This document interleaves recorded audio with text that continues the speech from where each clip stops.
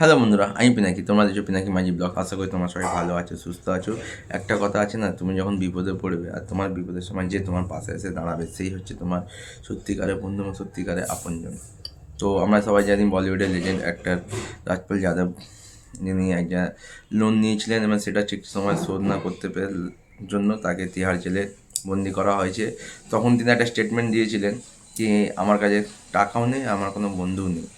তো ওই ঘটনার 24 থেকে 48 ঘন্টার মধ্যে সোনু সুদ একটা পোস্ট করেছিল কি এরকম লেজেন্ড অ্যাক্টরের জন্য আমাদের সবাইকে এগিয়ে আসা উচিত এবং কিছু কিছু কন্ট্রিবিউশন করে এই অ্যাক্টরকে আবার পুনরায় ফিরিয়ে নিয়ে এসে সিনেমা ফিরিয়ে আনা হোক।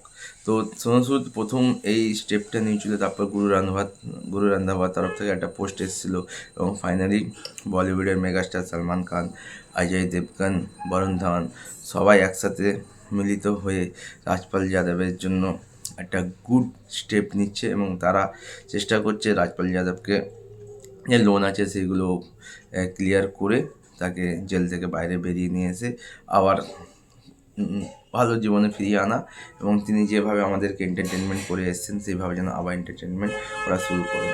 মেগাস্টার সালমান খান, অজয় দেবগন, বরুণ ধাওয়ান, মানে এত লেজেন্ড অ্যাক্টাররা যখন রাজপাল যাদবের পেছনে এসে দাঁড়াচ্ছে, এর থেকে বোঝা যাচ্ছে যে বলিউডের মানে সবাই যে খারাপ তা নয়, সেখানে কিছু ভালো মানুষও আছে, ভালো মনের মানুষও আছে। আর সালমান খানকে নিয়ে কী বলবো, কিন্তু সোনু সুদ যদি এই পোস্টটা না করতো তাহলে হয়তো এটা একটু ডিলে হতো। তো অবশ্যই সোনু সুদ স্যারকে হ্যাটস অফ।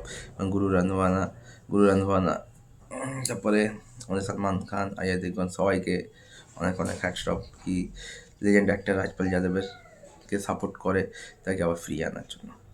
তো তোমাদের মতামত কমেন্ট করে জানাতে পারে। দেখা হচ্ছে একটা ভিডিও নিতে, তখন টাটা।